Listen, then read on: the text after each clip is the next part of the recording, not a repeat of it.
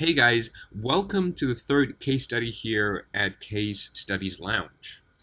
Now, today our case study site is an e-com site selling beanbags, and I just want to gear this around talking about some stats, you can expect from an e-com site.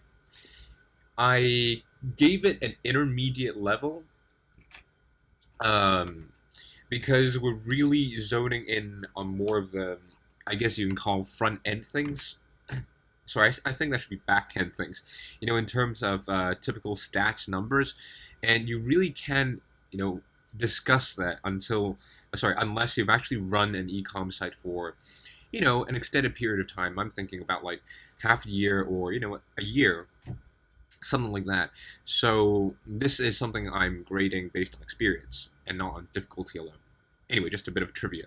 Now, before we begin, I just wanted to drop in a line to do with these weekly case studies. Okay, I am aware I haven't been putting these up on time, and I do apologize for that. And it's partially my fault, and it's partially due to things I can't really control, if that makes any sense at all. But I'm serious about this, so I do want to make my best effort to stick to this schedule from now on. And secondly, I'm also aware that some of these presentations are a bit long because last time I had to actually split the presentation up into two parts because it was so freaking long. So I'm going to do my best to balance between length control and quality.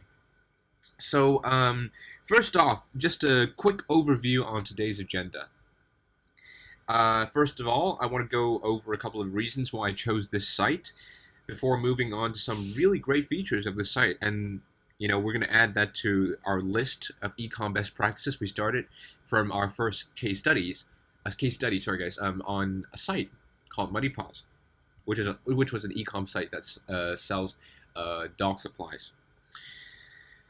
However, I do want to make the focal point of this presentation more of a message-oriented presentation instead of a factual-oriented type presentation, instead of talking about lots of things.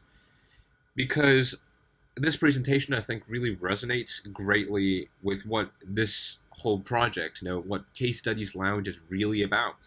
To see real, live proof instead of hearing theory all the time. The purpose instead then is to show like many first-time e-commerce owners and like owners of even a few stores the real potential of doing e-commerce via a real live case study. So you're gonna get a better sense as to just seeing where you are right now and what you have to do to get to the next level, whatever that next level is for you. With that said, let's get started. So first off, skip this slide. Why hotbeanbags.com? Now, I've chosen it for a couple of reasons. First off, I wanted to find a site that was replicable. In other words, I didn't want a site that looked so big, that kind of like scare people off, especially for those of you who are watching who are kind of like just haven't done e-commerce before or are doing your first e-com sites.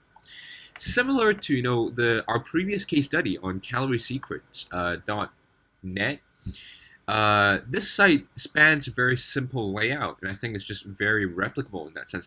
Furthermore, proving that pretty just does not equal to money. A correlation simply does not exist between the two. And second of all, I want to show you guys the sheer potential of doing e-com. You've heard it from the experts, how some people were able to rake in, hundreds of thousands of dollars per year from very few stores, or how some sold a store for some, $200,000, etc. But, how does it measure for us?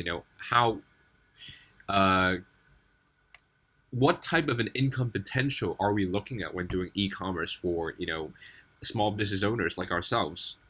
Well, today you're going to find out with real-time stats, and I'm going to promise you that you're not going to be disappointed. Third of all, I wanted to prove that e-commerce stores can be a long-term business right off the bat. Now, as proof of that, this site alone is 10 years old. This is like, I don't know, something like 10 million light years in IM years, So in contrast to affiliate marketing, where it's a gradual process of moving people to your list, and you have to constantly adapt to things like SEO, changing landscape, and all that kind of good stuff. E-commerce stores can survive throughout the ages with very little change. Further proof of this is that the site hasn't changed its layout since 2005 or so. That's like 9 years, guys. That's amazingly long, especially for in terms of internet marketing years. That's amazingly long. Okay. To top that off, I thought that bean bags was kind of like an atypical niche. I didn't want to do the whole dogs and the I don't know weight loss products and all that kind of stuff. All the mainstream niches. I just want to kind of like veer away from that. And it also shows that you don't need a lot to get started. While the store, as you'll see later, has a lot of inventory, it uses drop shipping instead of stocking inventory. Just think about how many hurdles, sorry guys, you can resolve just from the shift of using an alternative business model. It is amazing. As you'll see later on, and we have real figures to prove that as well, the operating costs are also insanely low, as you'll find out. And I'll show you exactly how much this store is paying for on a monthly basis. And most importantly, I think I chose this store because of its expansion potential. I won't give away its price for now, but let's say that it's raking in a huge load of revenue with minimal effort in promotion. What happens then when you maximize its promotional avenues? Absolutely unthinkable. So let's take a deeper look at this site's best practices, and along the way, we'll address these previous issues we've talked about in this first session. Okay, let's dive straight into best practices. Number 1, less is more. The first thing that you'll notice about this site is that it is minimalistic. And I kid you not when I say it's minimalistic. This is a great thing for niche e-com stores. Maybe not so for large, like giant stores like Amazon, because of the clear-cut nature of e-commerce. Most people who visit e-commerce sites are buying because the keywords that lead them here have high commercial intent. So people are much further into the buying cycle than as opposed to an affiliate authority site, let's say. So what we're looking for here is a clean layout, not unlike the one you're seeing here with Hot Bean Bags.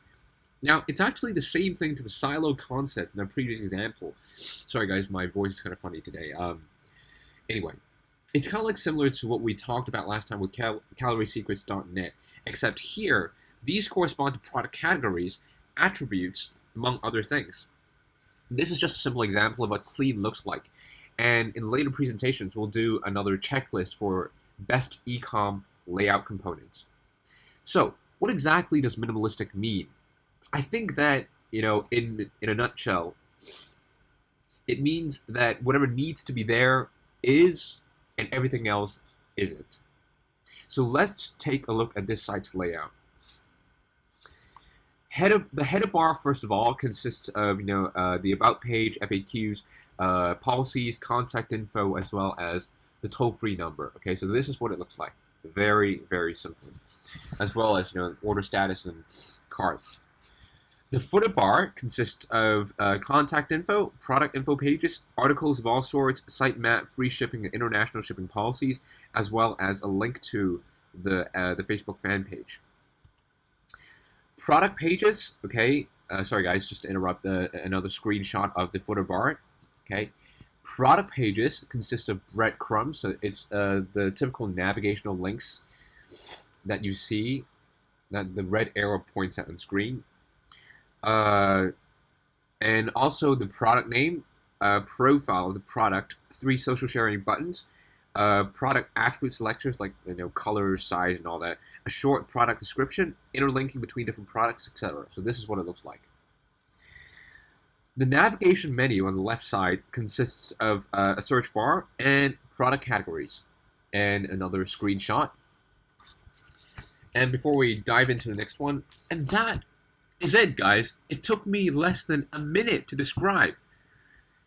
Cannot emphasize this enough. Clarity is so important when you're doing when you're talking about setting up a site properly, if you make things very clear and simple from the get-go, I think you're gonna get maximum, sorry guys,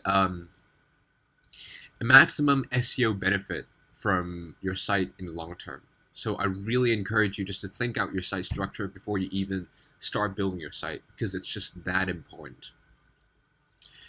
So issue number 2 is SEO. In terms of SEO, I've made it a point here, yes, to not use it, I think, in the beginning as major strategy, because I think it gives you a very poor investment of the time or money if you decide to outsource it, invested.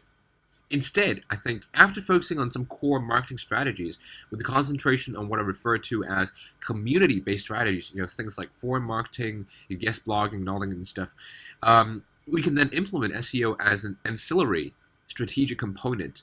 After all, you can't really, even measure, I guess, the return on your SEO efforts. It's really, really tough, right? As opposed to things like PPC, you know exactly what you're getting for the money you're investing. SEO is abstract in nature.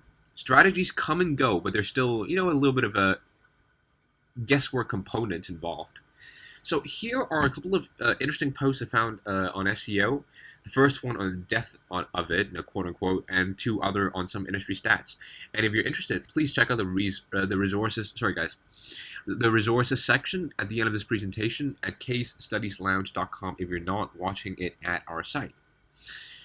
That said, okay, it can be a powerful strategy, and there's a thriving industry of SEM experts and consulting firms, just to prove this, or else, why would they exist in the first place, right? Why? Because when done properly, it can be really, really cheap. It might not be free if you have to do it properly nowadays, but it sure beats the costs of doing things like PPC. Okay, so here I think is where our case study comes into use here. And here are some stats of this site current as of July 2013. Now, for SEMrush, we have 249 keywords indexed in Google that it's ranking for in Google. And then there's about 72,000 inbound links, which is actually quite a reasonable figure, considering that it's been doing this for about 10 years, right? And then it has a 10+ years domain age with a PR of 2 and a not so impressive Alexa rank of 4 million. However, again, as you'll see, there are about 5,000, average visitors per month, which peaks at about 15,000, during holiday seasons. Here are a couple of screenshots just to kind of show you this information visually. This is from SEMrush. So there is still a little bit of discrepancy between what it described, but certainly it's, a reasonable range of deviation that we can accept. This is from Majestic SEO. Again, about 72,000 links. And anchor text composition. Now, as you can see, it doesn't actually have to have a lot of visitors per month. Sorry, I mean, it doesn't actually have a lot of visitors per month. However, as you'll see, all the visitors who arrive at this e-com site arrive by searching keywords which which have a high degree of commercial intent. And this is the great thing about e-com. Because they're searching these high commercial intent keywords, they're much further into the buying cycle. It represents that they're much further into the buying cycle than your average visitor, compared to an affiliate site. The profit margins of this is also extremely high, each sale averaging about 30% of the average revenue. Sorry, guys. And pulling from a 1-year average, it actually does about $6,000 a month in revenue. Not bad for a site that looks this simple, right? You wouldn't have imagined its potential. And accounting for expenses, like phone line, hosting, merchant account, SSL certificate, and a bit of promotional costs, from directories. Here it uses Yahoo's directory. It averages to about $125 per month, and it's still making about $5,800 per month after deducting all these expenses. Absolutely amazing. And to top that off, if you think about the time you need to actually invest just in doing customer service and all that new stuff, you typically spend less than an hour each week on the phone, dealing with customer service, and maybe an hour each day just to handle sales and admin work, which, if you hate doing, you can easily outsource very cheaply at a couple $100s per month. What a lucrative business model. And all this just from doing SEO, along with, a couple of repeat visitors, I guess. And if you're not sold, guys, on doing ecom by now, I don't know what can convince you. Okay? So this really represents the huge potential of doing ecom. Now, third of all, I want to talk a little bit about content. Many times over, you'll find that the best ecom sites actually have loads of unique content. Hot Bean Bags is no exception as well. There are loads of articles that are very unique, and more importantly, it's very helpful to visitors as well. And even if it doesn't actually promote the content heavily, it doesn't like flash, read this, click this and read this content, etc. It's there. Now, as you can see, it's probably, in later screenshots, I should add, it's probably written for SEO purposes, but, it's really written well with visitors in mind, which fits perfectly, if I may add, in line with Google's own editorial guidelines. And, here are some examples, as you can see. This is, just a first page of basic product information, how they made, how these beanbag chairs are made, FAQs, etc. And here are some other articles, how you can use these bean bags, why you should have one, etc. And here's an example article, and another one, and another one that talks about the history and future of bean bags. Now, as you can see, these aren't terribly dashing articles, guys, but they are succinct and very helpful to anyone looking for information. To push out such a large number of articles, however, it's really important to stick to a procedure. Okay, just to, as a side note here, whether you do it yourself or you choose to outsource it, it's generally something along the lines of, coming up with the titles, first of all articles.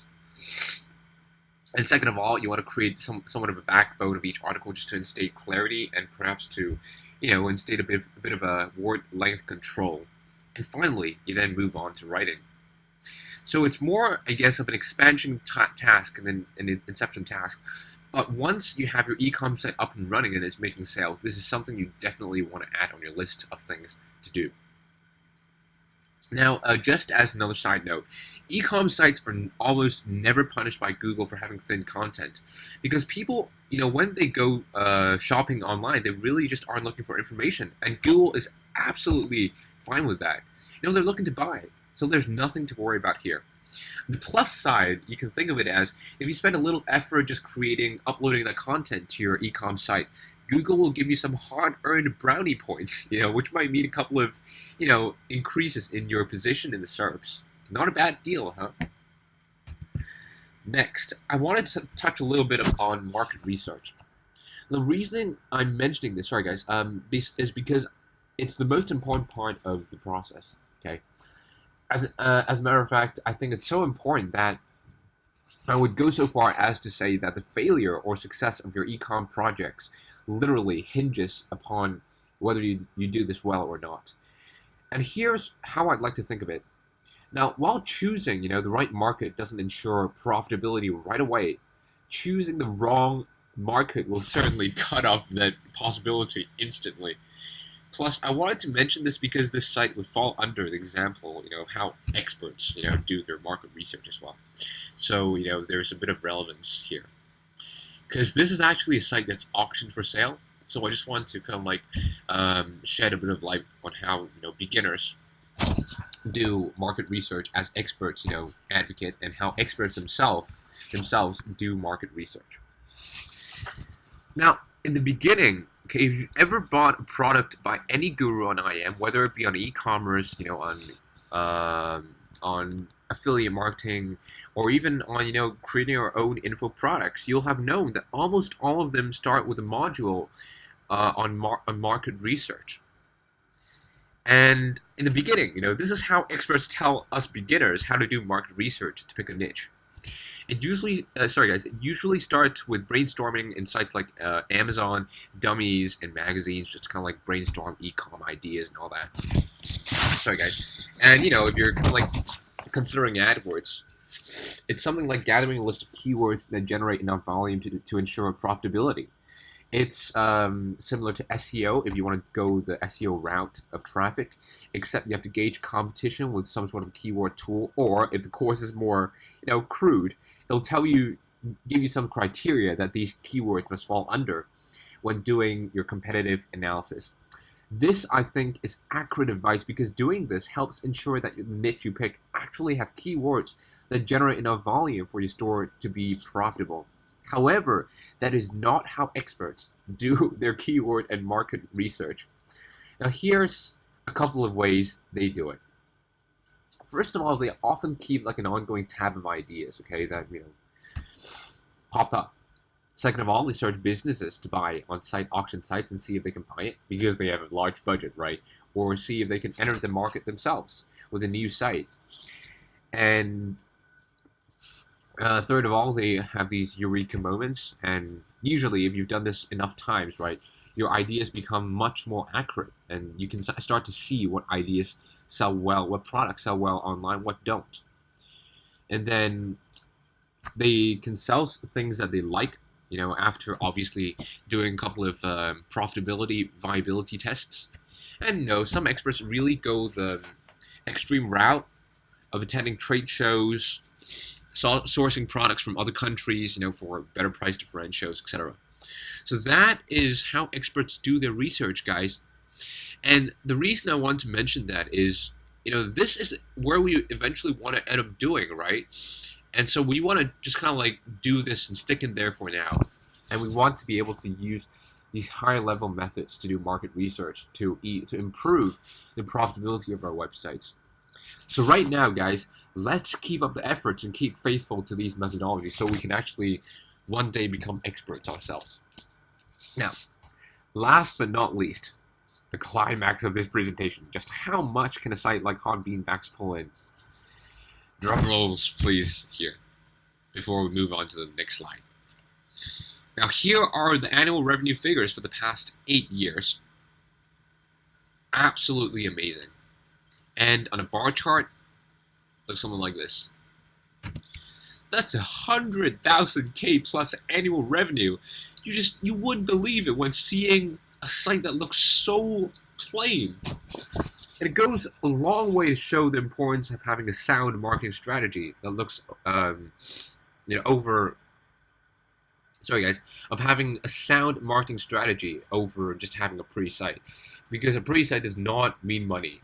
Okay, I think it's really important. You do not have to be a tech wizard, and I think that's what a lot of people talk about. Because being a tech wizard, kind of like insinuates that you can make your site look all pretty and have all of these fancy functions and all that. But when in reality, if they don't fall in line with your marketing principles and strategies, then that's not useful. So it's really important to have a sound marketing strategy over simply having a pretty site in the first place.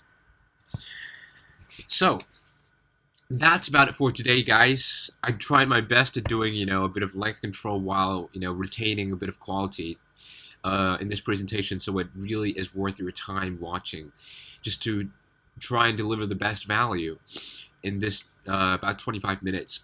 So thank you so much once again for checking this presentation out, and as usual, please visit casestudieslounge.com for downloads of the transcript, the PDF of the presentation, as well as ecom best practices, which we've updated in this presentation.